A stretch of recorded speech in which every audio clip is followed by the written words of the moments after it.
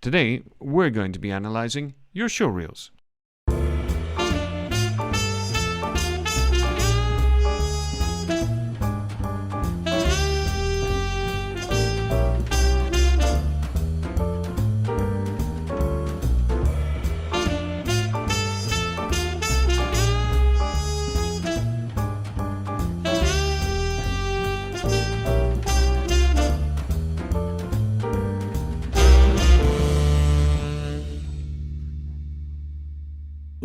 So we have a little bit of a technical problem that Scott perhaps is going to solve, which is we are not on LinkedIn. I don't know for which training. I have absolutely no idea why not. Okay. I would actually have to go in and try and work out why that's not going on. Okay. It's for the first time in about, 60 live streams or something like that. That's all gone a bit weird.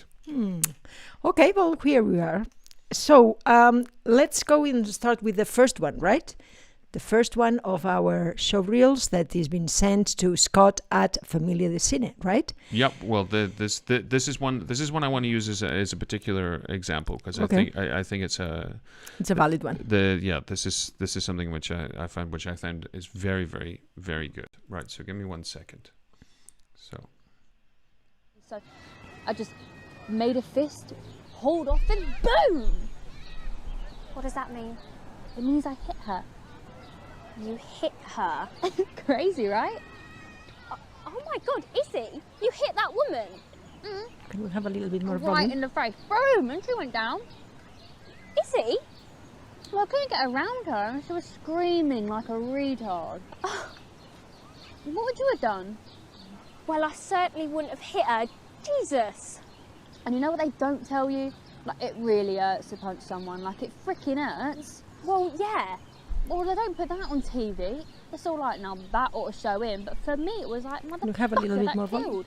Look at my knuckles. I stayed in Great Yarmouth. I stayed here for a week after that. I watched her for a week before I told you.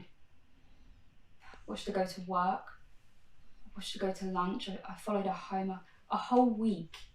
And her life, it's just so normal, ordinary. Like she's pretending to be one of us. You know, when she first cried out, I started to doubt you, Steph.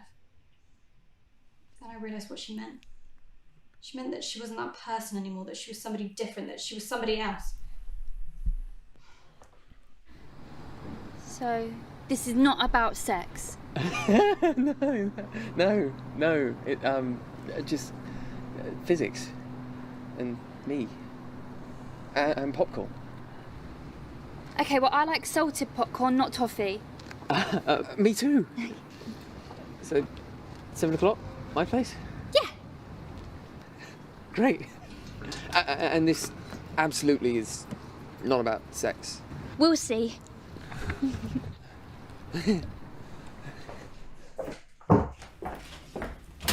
Look at the fucking state of me. Something else. Shut up. Or what? Or I will knock your fucking something head in. What's your problem? My face looks like I'm wearing it inside out. That's my problem. It was an accident. Look where your fist might land next to your throat. You got in the way. I hardly hit you. It was an accident. What, you think I meant to hit you? I don't care if you meant to do it. The fact is that you did. You tore skin. I did not. Yes, you did. You tore fucking skin. To be fair, that Jippo sovereign ring you insist on wearing did most of the damage. It's not a sovereign ring. It's still bleeding. It's a signature ring.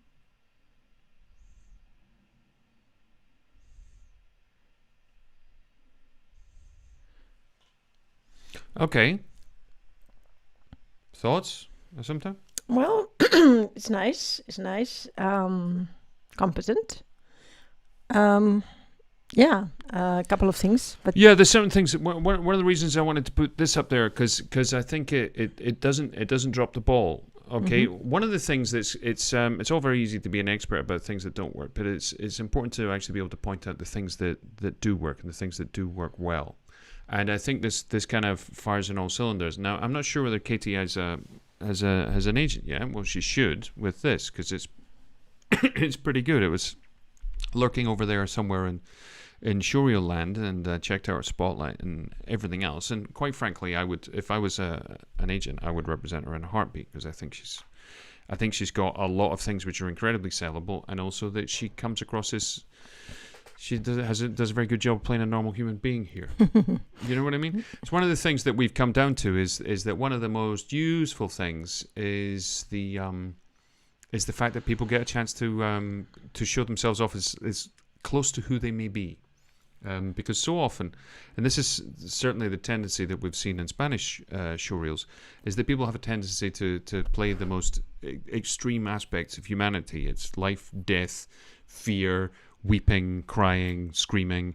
And it might be good fun to do it as an actor, because let's all face facts, if we're actors, it can be quite therapeutic to just go, "Mwah." But nobody really wants to see it, because the majority of people we're going to play are pretty much normal human beings. Yes, so let's see the humanity of her, but let's see exactly what it shows me that she is able to do. Well, first thing I want to say is I want to say hello to Crystal. Welcome back. It's good to see you again. Yes. Entrevistazos, Industria Real, yeah. Oh, Good. Okay. Yeah. Yeah, okay, yeah. Lucinda, who's with us here on YouTube, because presumably she's, because LinkedIn went a bit funny today. And Azur Blauen, who's looking forward to joining our Patreon. Well, thank you. Welcome. Yes. And welcome. There's one thing better than a cat, and that's a cat in sunglasses. Right, let's have a look at this. Nice picture. I just made a fist, hold off, and boom! Okay, right, just go back. This is a good opportunity to talk about things that work, okay? It's a nice, clear, young, youthful photo, right? She looks nice. And I immediately identify her with the same person here. Yeah, almost her face is exactly where her face is going to be after. Okay, so I'm immediately... there's a subconscious link that's happening between the person who I've just seen in a still and the person who's now talking. Now, if we'd cut to, and I've seen that a lot, if we'd cut to suddenly the other actor, then I'd just be like really confused. Well, it's nice because it seems that we are now on LinkedIn. So thank you very much, Lucinda, to let us know. Oh, fantastic. Good. Okay, that was a little touch and go for a moment there. I was a little bit worried. Okay, so yes, it works. The picture, it says that she's young. She has all the nice things. It's a positive picture, right? Yep, absolutely. And buenas noches, Paloma Peinado. Good to see you there. The other thing which is important is that when editing works, it doesn't cause the eye to jump unless we want it to. Okay. One of the things that we do when we're editing is we'll cut from one thing to another, and we want the eye to remain in the same place. Sometimes we do it because, to the other side, because what we're trying to do is to create a sense of distance or separation. But certainly when you're relating one thing as we have here, which is really nice, which is we go, it sounds like a stupid thing to say, but it sounds rather obvious. But here, there's the eye, we connect one to the other. Made a fist, hold off, and boom! What does that mean? It means I hit her. You hit her? Crazy, right? Oh my God, Izzy, you hit that woman? Right in the face. Boom! Right. I don't know if you shot this with two cameras, but there's beautiful continuity going on there. Picks up the grape, eats the grape. Another curious small thing. Actors, when you're doing your showreels, whatever you happen to be doing, try and distract yourself. Have an activity. It's something that I think Sanford Meisner called behavior. We're usually occupied or doing something else when we're in a casual conversation. Yes. The trouble is when we're actors, we're so worried about getting it right is that we forget how to the lines, which is not the attitudes which we should be worrying about. And we pretty much just sort of forget how to be sort of normal people. Oh, and happy Thanksgiving to everybody. Oh yes, it's true. To all our American friends, it's a very peculiar thing that we always forget. What a lovely crown for my Thanksgiving celebration in the U.S. Two of the people I'm most thankful for. And we're thankful for you, Matt. And we have a conversation. Yes, this to has have. to be this weekend that we can talk to you, Matt. See if you can message Scott. Yeah, so let me know when you're free, so because we want to talk to you about because you're one of the few people who not only is extraordinarily good at editing show reels and demo reels, but actually gets it, which is always incredibly refreshing. So let's keep going. Okay, very nice cut, we said. Very nice cut. It's looking great. Went down. Izzy? Well, I couldn't get around her, and she was screaming like a retard. What would you have done?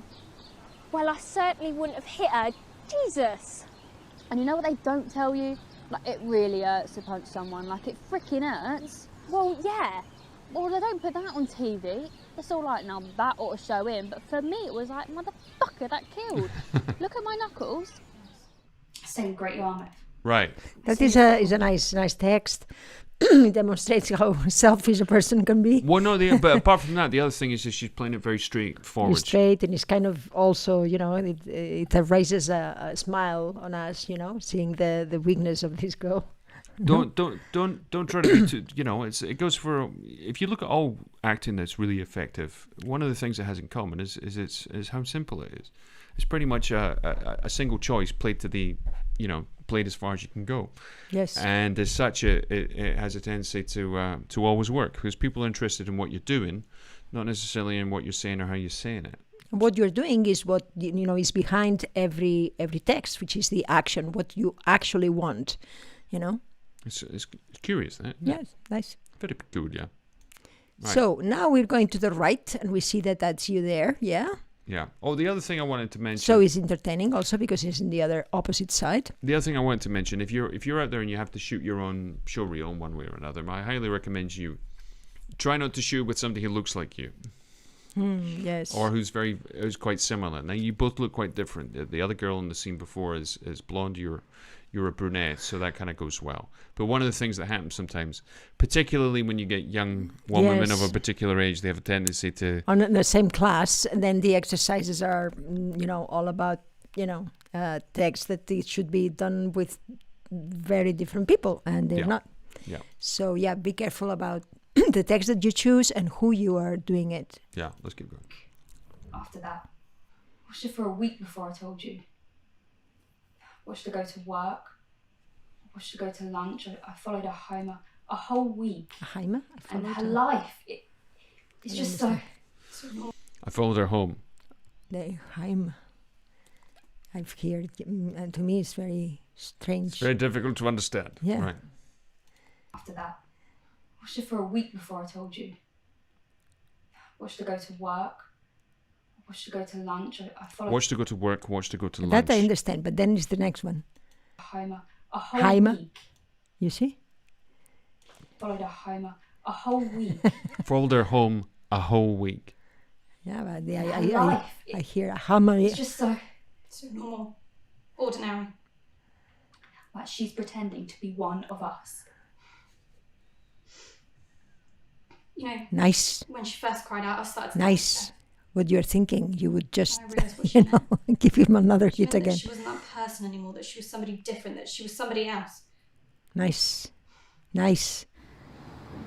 You have it inside, you don't show it too much, it's there, and you show it to us, so it's great. When we say nice, right, the thing that we're really interested in, the thing that separates the men from the boys, as it were, it's a terrible expression, but the thing that separates when we go really competent actors from actors who need to learn that skill is when you're capable of showing what you're thinking.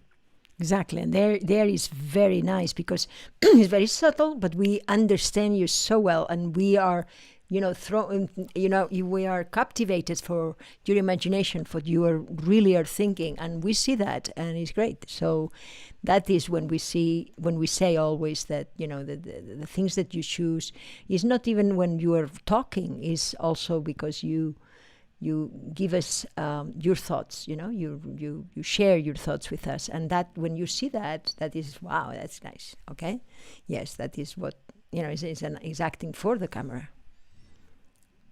Okay, so let's here's an interesting point that Mr. Hudson makes.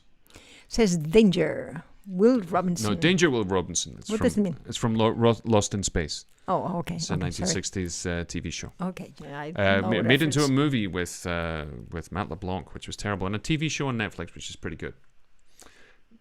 Danger Will Robinson. When you include a scene partner of the same demographic, i.e., if you're a young woman, you have another young woman, or a young man, another young man. It's all good fun until you get a message asking for the contacts of your scene partner. Ouch, that happened to me. Yes, that's what is going on. So if you're going to choose somebody, make sure they're slightly crap. No, I don't know. Make sure At they're the a little contrary.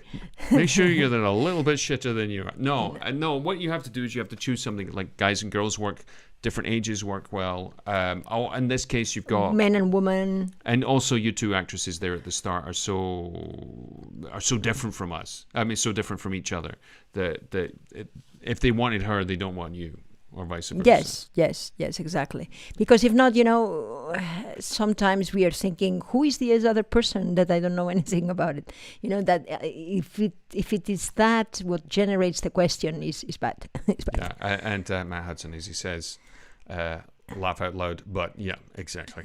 It's one of the things that I've seen that people do in showreels is I've seen the person who's paying for their showreel to get done and whatever. I've actually seen the other person have a better role. They're actually paying for the privilege of like shooting something, and the other person who's supposed to be helping them has actually been written a better role. And I'm like, hang on a second, where does this make any logical sense whatsoever? Yes. It's very, very peculiar. That's why scenes, it has to be from the point of view of the person of the of the show reel that is paying the show reel. The scenes are not working so well sometimes, so be careful with the text that you choose, because it's nice to have a little monologue, better than a scene. Yeah. All right, let's keep going. So, this is not about sex. No. It just physics and me and popcorn. Okay, well, I like salted popcorn, not toffee. Me too. So, 7:00, my place? Yeah. Great. And this absolutely is not about sex. We'll see. That is nice. It's very nice because when you see, the choices that you do, given the text that you have, is very interesting because you don't reveal anything until the end, which is, which is the good thing to do. You're playing it very straight, and that is good for the scene. It's interesting. Yeah, so you don't reveal what is going to happen next. Well, I like that. Paloma refers to the previous scene. She's full of rage, pretending to be one of us. Yeah, this is a curious thing, that one of the things that we're always talking about in terms of acting, in terms of what we can share with the camera, because the camera is us, is the audience, and that's why we relate to actors. It's not because of the things that they do or say. It's the fact that they let us into seeing what they think. The real difference, we always say that the smallest unit of information in the theatre is the word, and the smallest unit of information on camera is the thought. And the thoughts are rarely written down. If you've got a good script, it will give you an idea of what's going on inside your head, and quite simply to think it, we will be able to read it. You just have to think loud enough and think in the right direction. That's why you need also a safe environment to understand what is this concept that it's very readily said, but yeah, it's curious. Crystal says it's such a cute scene. The reason it's a cute scene, the reason it's a fun scene, is you have her playing a character which is sort of slightly out of type, which is she's a little bit more street, a little bit more hard edged. She plays somebody who's kind of soft and spiky, and kind of buttoned up, but she's talking about sex, okay, which is a very nice contradiction that's going on there. It's a little bit like the scene between Amanda Plummer and Robin Williams in The Fisher King, where he confesses his love to her, and she thinks she's going out on a date with him because that's all he wants. All she wants is sex with him, and then she's not going to, they'll wake up the next morning, it'll be awkward, and he'll go and he'll not call her back, and all the rest of it, and he keeps insisting that he doesn't drink coffee. So there's something about that, and that's an interesting thing that people have to, if they're thinking of writing, if you're thinking of writing your own things out there, is always work out a way where you can find something which is the opposite of what we expect from the person, the situation, or the decisions that they make inside it. That's right. What I would say. So let's skip. Okay. Look at the fucking state of me. Something.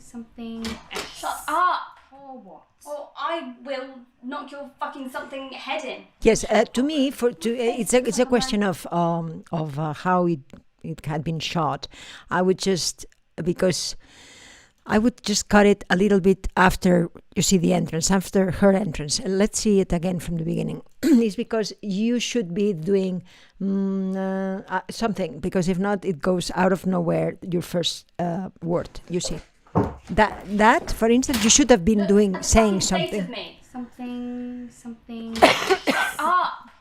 Because the shut up, now it doesn't really, it's not really believable because you say it in cue. Yeah. The idea is that from the general shot, you should have been, talking about what. So, wait a minute, something, so that we understand that you are completely... it's kind of a direction issue more it's than a direction issue, yes. But also as an actor, you have to understand that every time that you do something is for something.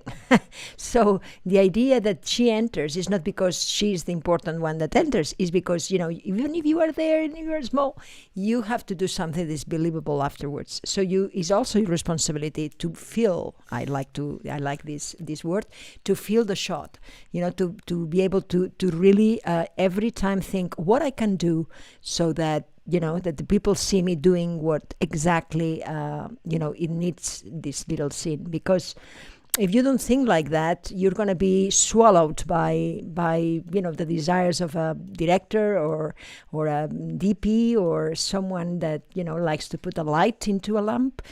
Then, and you have to understand what's going on. And that's why the technique of acting in camera is a little bit tricky, because you have to consider all the other choices from all the other teams of your team, or all the other members of your team.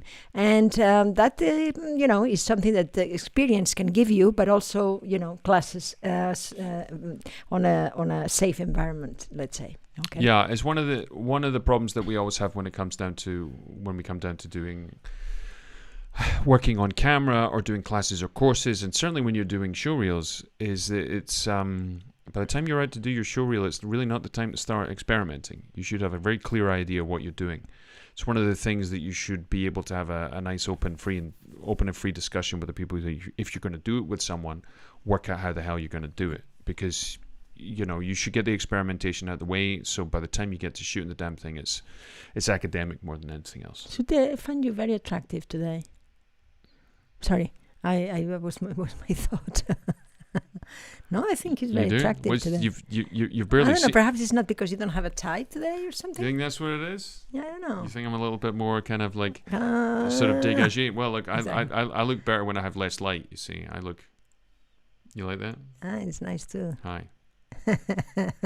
Welcome. I'll put it back on. Right. Okay, so let's see. Anyway, so let's keep going. Let me just get to where we were. Let me just jump ahead to 212. That's where we left off. Nice. Look at the fucking state of me. Something.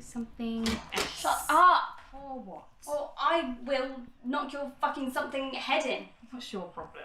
My face looks like I'm wearing it inside out. That's my problem. It was an accident. Look where your fist right now next to your throat. You got in the way. I hardly hit you. It was an accident. What, you think I meant to hit you? I don't care if you meant to do it. The fact is that you did. You tore skin. I did not. Yes, you did. You tore fucking skin. To be fair, that Jippo sovereign ring you insist on wearing did most of the damage. It's not a sovereign ring. It's still bleeding. It's a signature ring. Katie, loving your work. Loving your work. You have a very clear relationship with the camera. It's really nice. Yes. I want to see you more. So it's it's actually the objective is accomplished. That's what the demo reel should be. I want to see more of you. That's what the people have to think. Yeah, it's great. Good. Right here, I want to address this. Paloma Peinado says, "You must believe the role you play. In general, our cinema offers actors who are more theatre because they overact." I think you're talking about Spain. It's interesting, the idea of overacting. Sobreactuado is what we call it in Spanish. Sobre means over, actuar, actuar is the verb to act. I don't like the word overacting. Well, I think is an explanation that some directors had back in the 80s to say that they didn't like the actors that they were doing what they call too much. And what does it mean too much? Means that they wanted to control life. You see, it was a period that they wanted to express who they were through not life, but through the captured, technique of camera, and they were interested on only in that. So life in itself was not. And they wanted to fabricate everything. They didn't like to have life in front of them. So that's something that I've experienced, and it's interesting because that means that somehow when they were repelled to see actors that actually could have other things that what they were expecting when they were writing it, and they wanted to know exactly, wanted to see exactly what it was written. And, it was what I called the author period, and started in the 60s with French cinema, and then all Europe adopted this kind of hierarchy where the director was God basically, and what they wanted to do is to fabricate something. All this went away with internet basically. So now we are in another era where we want was actually truth, right? That, and I think the other thing that happened was that there were certain types of artifices that existed in Spanish film because there was no real direct sound until the 90s. People started to do it in bits and pieces in the 80s, but it really picked up. Now, all those English speakers out there, they're going, what do you mean direct sound? What I mean is, when they shot the movie, they didn't record the sound at the same time. Sometimes they didn't even have reference sound. And what that resulted in is they would get to the editing suite and they would edit the film together, and they would have to put the actors' voices on afterwards. So you would have to go into a sound booth, look at yourself, look at the script, and hopefully what you said and what is written is the same thing, and put it all in afterwards. That's why you had this. So what it did is when it was much faster and cheaper to shoot because you didn't have to worry about sound, planes, helicopters, exactly. or dogs. You could shoot in noisy spaces. You could shoot period pieces in somewhere that was modern. And what you did is you had a general sound mix that went over the top of it. The other thing that happened was that because of auteur theory and what you're talking about, Nouvelle Vague in the 60s and all the rest of it and all that kind of stuff, I think auteur theory is sort of pretty much kind of nonsense because, unless you built the cameras, you had a whole bunch of people helping you out. It is that filmmaking is an entirely collaborative process. And if you're lucky, you'll have some really great ideas which will basically make the story more powerful. Yes, so this idea of overacting, of course, led also a lot of directors choose actors that they were not actors. Street people or whatever you want to call street actors, or natural actors. Natural actors. I suppose you'd call them. Yes, but natural is something that natural actors. No, we want people be natural, being actors and not being not actors. So yeah, it's interesting. This thing of overacting, it comes from a bad perception of what the acting was in camera. Yeah, I mean the thing for me that will that this. Sorry. Assumpta's still trying to get over this flu that she's had for the last 2 weeks. It's thoroughly amusing and excellent for very annoying. Excellent I would say. for live. One of the things that happened was that actors who come from theatre effectively have no training whatsoever on camera, and one of the problems. Mark Lees. Yeah, Mark Lees. Mark and I worked together in a production of Antigone in 784 in a theatre company in Scotland. 1784? You said 1784? I mean, no. In 784. That was the name of the theatre. In 1784, Mark Lees and I. No, in 784, the theatre company, we did Antigone together with another young actor, with Matthew Pidgeon, Daniela Nardini, Ali Bailey, and he plays David some Tennant. Music, some instrument. He's a designer. He's a designer. He's a designer of many things. Oh, wow. So there you go. That's direct sound. One of the things that filmmakers became obsessed with was using this hardcore Kuleshov technique where you create meaning in the cut. if you cut one inflected image to another uninflected image, what happens is the audience member is, I was very good, thank you. I've got to put that up there. Nobody ever tells me I was very good. I'm just going to leave that up there for the rest of the time, Mark. I'm always telling you you're good, but you don't believe me. Yeah, but I speak to you every day, Mark. I haven't spoken to him. I haven't spoken to him in decades. Let's put it there. Yeah. So one of the things is that filmmakers became really enthused by this idea of them being able to create meaning between two uninflected images. One of the terrible things that we get into the habit of doing on stage is because we're worried about people getting bored and directors are going, more energy, is that we have a tendency to overinflect things. What does that mean? Well, that means when it's cold, the line is, I'm cold, so the actor goes, I'm cold, right? Pick one or the other. Shit or get off the pot. I mean, you don't have to do everything at the same time. And the trouble is when you inflect everything, the audience is like, so do you really need me right now? Exactly. Because I've got other things to do. So consequently, what happened is actors who were classically trained like I was, and it took me a long time to work out acting for camera, is you would bring a whole bunch of technical baggage to performance that just isn't necessary on camera. It's your body, it's your way of moving, and it's your voice for the most part. You might have to change some things, alter the accents, physical status, or the way that you speak, but it's pretty much just you. And the trouble with it is that we have a tendency to blame directors who go after natural actors. We should really point the finger at our drama training and the actors who are not capable of bringing that very naturalistic A game to a shoot.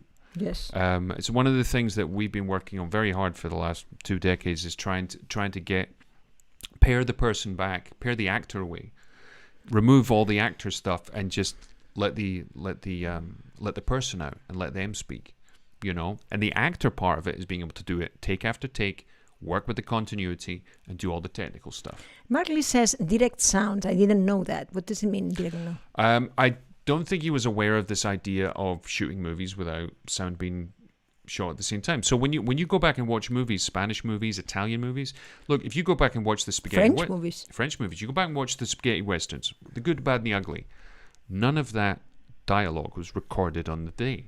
Mm-hmm. Clint Eastwood actually said that when he did a few the good, the bad, and the ugly, and all those spaghetti westerns, he kept copious notes in his script as to what they actually said. Yes, I did that. I did that all the time too. I did that all the time. I didn't believe that was, and it's very useful, because if you bring that to the to when you were actually dubbing, you're gonna see, that you cannot see really what it says and say, oh, wait a minute, I said that. It was very useful. It helped me a lot to do my notes. Yes. Well, and I think A Fistful of Dollars, I think, is the first one, and also the fact that the poncho, the hat, the boots, and basically the entire costume is his. Yeah. Because he was like, and I've seen you do that. I don't know what they're gonna have when I get there. I better take my own stuff. I always do that too. That's why there's a lot of actors in those spaghetti westerns who have very traditional names, but they're, like real hardcore. They called like Burt Kruger or Billy Johnson, but actually they were called like Jaime Lopez and Manolito González Suárez. So what they did is they adopted these American names to make it seem like an American movie. But going back to the to good and bad from the showreel that we saw, it's true what Matt Hudson says about the award. The award goes to the background. Hurrah! Way too busy to stay into shot. Absolutely, and also the shot that was so general. These things cheapen your work. So it's good that we understand that the things that you do has to be in an excellence, of everything, lights, editing, even the decor, it gives, because if not, you say, oof, that is not a professional work. And you can see that, professionals can say that, can see that very easily. So be careful. And when you do something, really try to get the best people that you can to do the job, Yep. Where was I? Oh yes. Yeah, it was It says on the line. Look at my face. Let's actually see her face. exactly. Yeah. Let's just do a little That would insert there. help. Yeah. It's very interesting about the this idea of technique, because it's most of the people who are teaching film technique haven't really done it much. That's one of the things that we've experienced, and it's very hard to teach it outside the context of a little shoot. You need to have lights, you need to have camera, you need to have operator, focus, you need to have all those different things. And most of it is not that you, even if you have that, you cannot go for results. You have to really, for the people understand what is there, it has to be someone that understands that the process is not go quickly, we have to shoot that. Is to show the person how it has to be done, why there is this there, what this light is, and why for. Because if not, the actor can never understand. It takes much longer, and that's why we had our university course, the postgrad course, right? We had the first postgraduate course in film acting in the world. Exactly. Yeah. So it's very peculiar. And Rasad has been teaching people how to act on camera. I saw some images from it. I'll need to share them with you. Okay. Yeah. And Paloma says, you would be great coaches for people who must speak to the camera. Yes, thank you. We've been doing this also with priests, believe it or not. Yeah, we've taught business people, politicians, CEOs, and we've also had to, we were asked once after you did a particular film called Red de Libertad, the Network of Freedom, which is a wonderful film. But you said, Network of Freedom? That's how did you... Well, it's called... You came up with another name. I had another one, which is The Conspiracy of Hope. Yeah, I think that was very nice. Which is a rather nice one. Yes. Well, it's still going on, this movie. I mean, today I had You just did an interview with somebody in Argentina about that. With Argentina that, is being in a platform. Yeah, it's nice. Assumpta plays a nun, and as you know, playing a nun is like a special. That's what we call special. I still have the hair, basically, from 2017. Pretty much. And so that's kind of curious. So what happened is we did that, and because of the people who made the film, one of them asked us if we could do our public speaking courses, if we could actually teach priests how to do homily, is it called? The homily, in the liturgy. So we actually coached priests on how to speak in public, which is pretty amazing. And then we ended up writing a book about the experience, which it was nice. Is available on Amazon, called Entre la Espada y la Pared. In Spanish, yes. But as far as I'm concerned, I love to have it in English. The English title would be Practice What You Preach. Which is very curious because neither of us are religious in the slightest, but the idea of good communication is based on was great, and we understood a lot of paradigms. things, and it's very nice, to don't have prejudices with any people. No, at all. It's a curious thing. Today is 8:54, so it's already an hour we've been going. Is 7 in is what? We did start late. We start late. 10 minutes late? Okay, yeah, but we don't... No, we don't have enough time. No, it's not going to be fair for the next one. No, that's true. No. I highly recommend this. This is... it's a study of the Coens brothers reverse shot style. Yeah, there's actually... I think Every Frame a Painting, which is a wonderful channel on YouTube, and they stopped doing it. Stopped making videos about 2-3 years ago.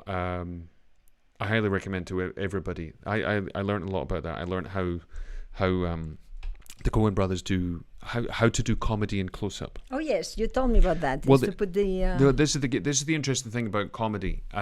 Is that comedy doesn't really work in close up, but the Coen brothers have found a way around it. What they actually do is they use quite a small lens, a wide lens, and then they put the camera between the actor and the other actor to whom they're speaking. And what that results in is you not only see the actor, but you see the entire context of where they are. It's very different from where we are right now. This is with quite a long lens. You see has a nice bokeh. Everything is out of focus here right now. It doesn't actually look like that. But what they do is they use a very, very wide lens, and that results in actually being able to see everything around them, and then consequently, it's funny. Funny is what we want. And funny is where we need to go. It's always very interesting to, a lot of the time when we review showreels or as they're called here in Spain, video books, is that very often we see a lot of mistakes, errors, things that need to be fixed, orders that need to be rearranged, and sometimes something will just work, and you kind of go, okay, that's kind of it. You know, the most important thing, and this is a rule in general, is you must always you need to ask somebody to identify, if you don't identify it yourself, anything that might cause harm. When I say something that might cause harm, something that shows you in a poor light, something which people go, oh my God, or something which just is kind of... What? know, something they cannot listen, you know, or something that is too much. Something that is just kind of crappy. Yes. And it's interesting because what we've discovered that nobody's really these days looking for spectacular histrionics and extreme emotion. Nobody really or wonderful editing or you know, or fast no. Yeah, in actual fact, a movements little bit, of camera. No? And in fact, it's come a little bit like just as sort of the director's work. You need the editing to be sort of invisible. You don't really want to be noticing it. You don't want to have any fancy effects, cool transitions. You want to be very careful with the sound, that it keeps itself at -12 decibels, that it doesn't you know, go above or, you know, below too much that dynamic range.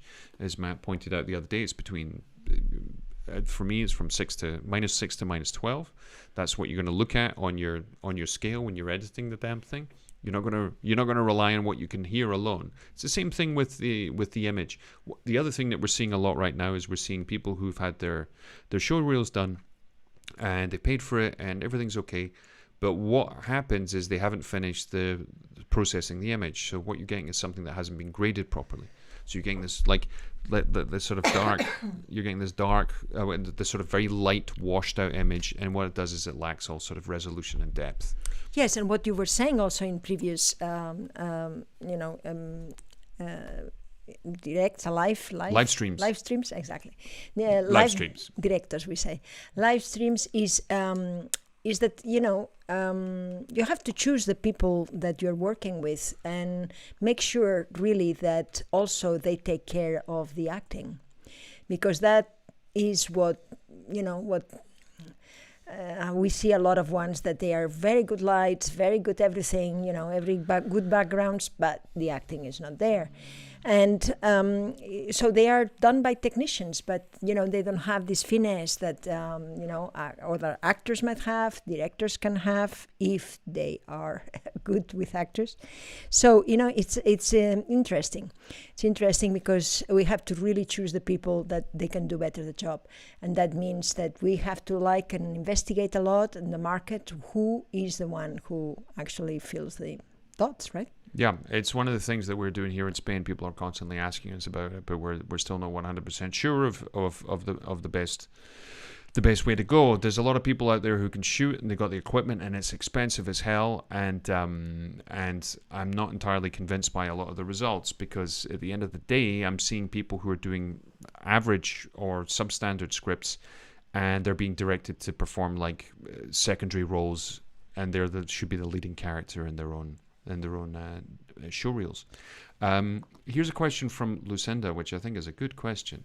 How can I mix comedy and drama acting in the same showreel?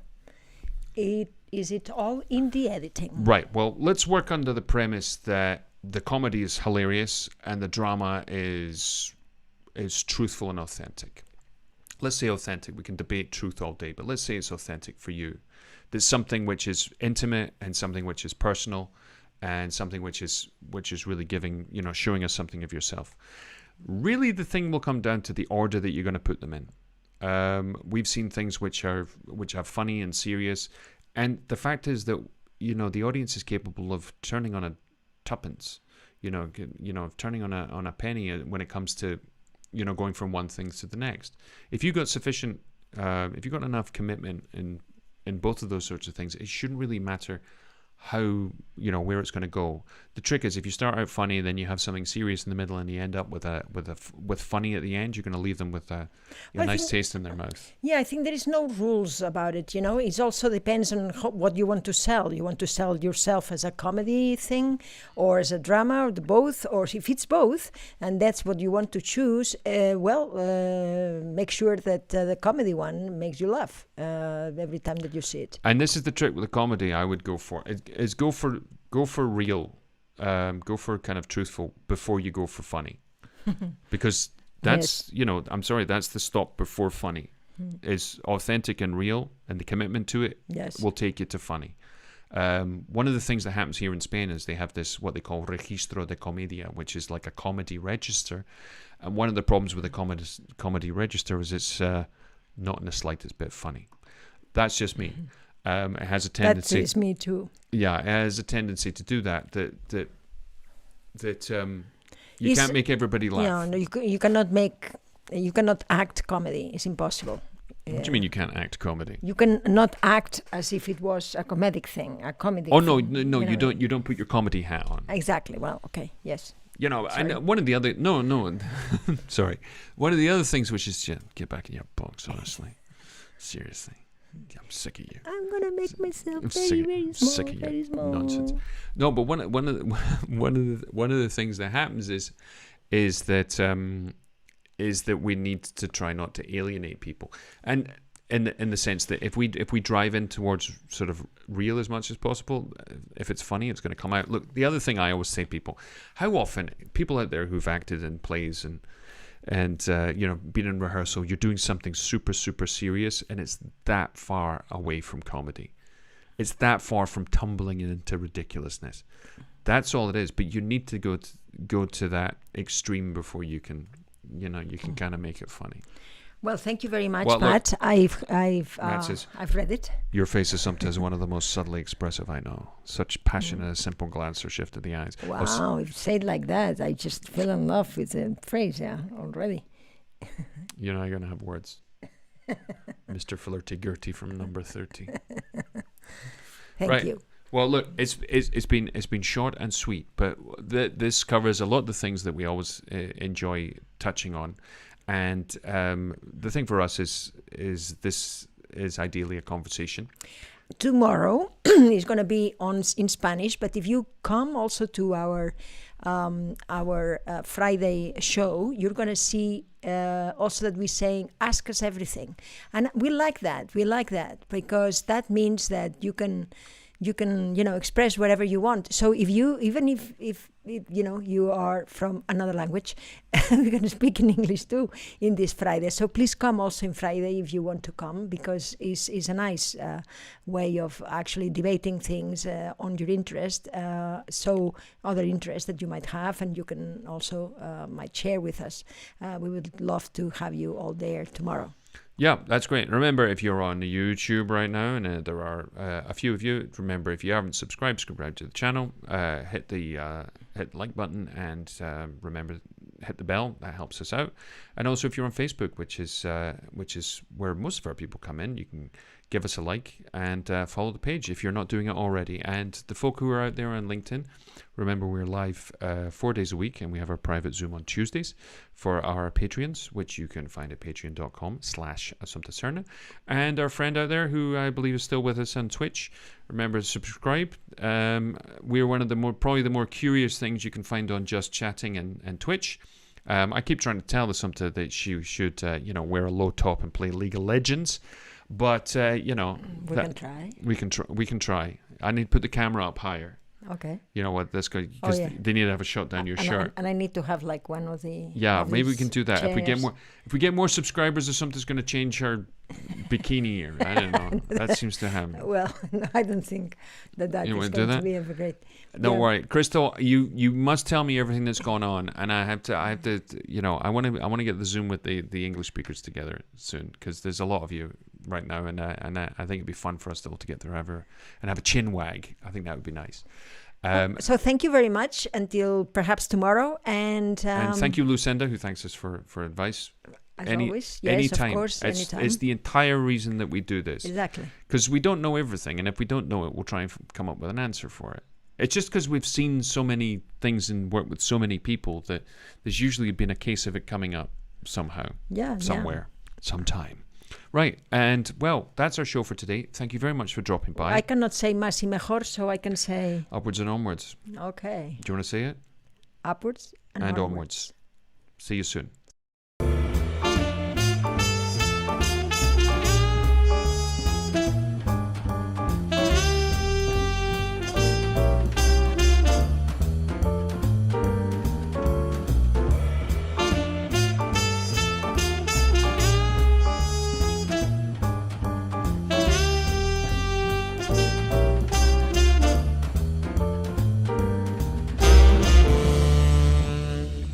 So this is our after show. We get to say terrible things. Yes. So, but we didn't today.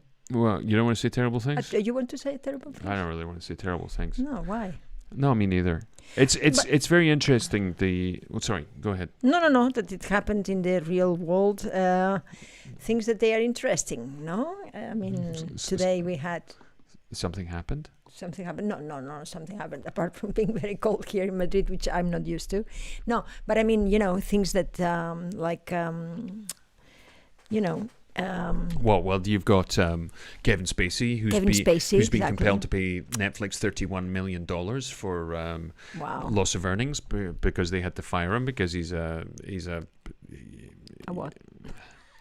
We don't know yet. A molester, allegedly.